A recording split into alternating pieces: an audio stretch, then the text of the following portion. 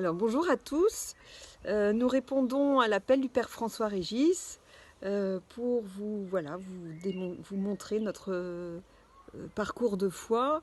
Nous l'avons choisi en duo, mère-fille, parce que je voulais montrer que mon rôle de mère de famille était très important et que j'y tenais beaucoup. Pour commencer, je vais déjà vous décrire mon parcours de foi. J'ai grandi dans un petit village de l'Aisne où nous allions en famille avec des amis du village à la messe dominicale. Et le mercredi, nous avions catéchisme avec le prêtre et qui nous enseignait à l'aide de la miche de pain. Et d'un mercredi sur l'autre, nous avions une dizaine de questions sur lesquelles il fallait que nous répondions sérieusement car il y avait une note à la clé. C'était un enseignement assez académique, mais qui n'était pas très vivant dans la foi et dans l'implication de la prière. Voilà. La deuxième étape, c'est au début de mon adolescence, mes parents m'ont inscrite aux Jeannettes et je me suis retrouvée avec les chaftaines et un prêtre à danser autour de l'autel. Pour moi, ça a été une grosse surprise, je vais dire en quelque sorte, parce que c'était pas du tout des gestes auxquels j'étais habituée. Mais après avoir discuté, échangé sur cette journée en famille, j'en ai conclu que voilà, chacun sa façon de vivre sa foi. Je ne remettais pas en question la foi des autres ni la mienne. La troisième étape était, dans le courant de mon adolescence, des échanges que j'ai eus avec mes grands-parents maternels qui ont vécu dans le centre de la France, qui ont eu une vie avec beaucoup de grosses épreuves. Et ma grand-mère m'avait dit un jour, tu sais, je ne sais plus pleurer. Et ça m'avait intriguée, j'ai posé beaucoup de questions, nous avions beaucoup échangé.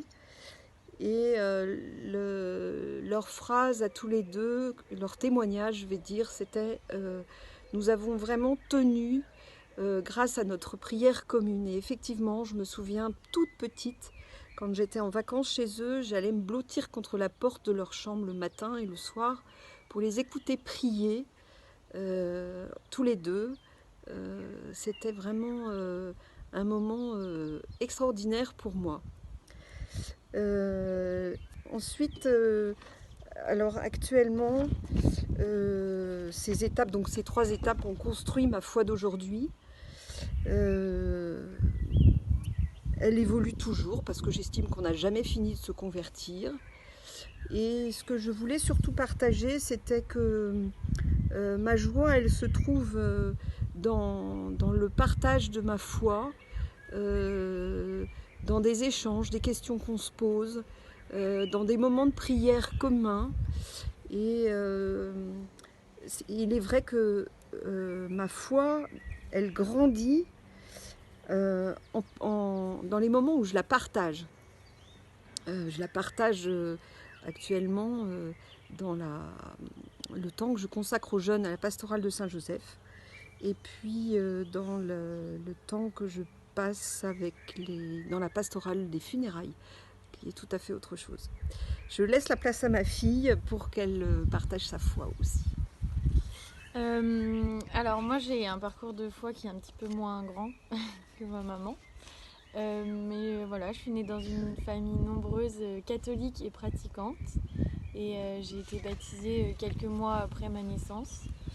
Et en fait, en faisant ma relecture, je me suis rendu compte que ma maman avait été beaucoup présente dans mon instruction catholique, dans mon évolution spirituelle. Et en fait, voilà, elle était, quand je me souviens, quand j'étais petite, elle était prof de caté pour la paroisse d'Épernay. Et déjà, il fallait me garder. Du coup, elle m'emmenait avec elle. Et moi, je jouais sous la table pendant ses cours de caté. Donc c'est vrai que voilà, je m'en souviens alors que j'étais très jeune. Et c'est des souvenirs qui sont sympas parce que je me dis que déjà, dès le plus jeune âge, j'étais brinque-ballée et je me retrouvais un peu partout, donc c'est vraiment sympa. Et après, au fur et à mesure un peu des grandes étapes de mon parcours de foi, c'est maman qui m'a préparée à ma première communion. à ma profession de foi aussi. Et voilà. Et en troisième, je suis partie à Saint-Joseph à Reims, qui est une école privée. Et là-bas, j'ai rencontré mes copains de toute ma vie. Et ça vraiment, ça m'a beaucoup changé parce qu'avant j'étais dans des établissements publics. Et j'ai vraiment eu un autre regard sur l'amitié. Et puis avec l'adolescence, voilà. Et Saint-Joseph était une école avec une pastorale qui était très vivante et très stimulante. Et c'est vrai que j'ai eu beaucoup de chance là-dessus parce que j'ai pu vraiment garder ma foi, même pendant mon adolescence où c'est pas forcément une période qui est hyper facile. Et j'ai eu beaucoup de chance là-dessus. Et j'ai été aussi préparée à la confirmation. Et maman elle n'était pas dans mon groupe parce que c'était des petits groupes de parole. Et maman n'était pas dans le mien, mais elle préparait aussi en même temps du coup mes copains. Et voilà, donc ça nous a fait quelque chose en plus qu'on partage.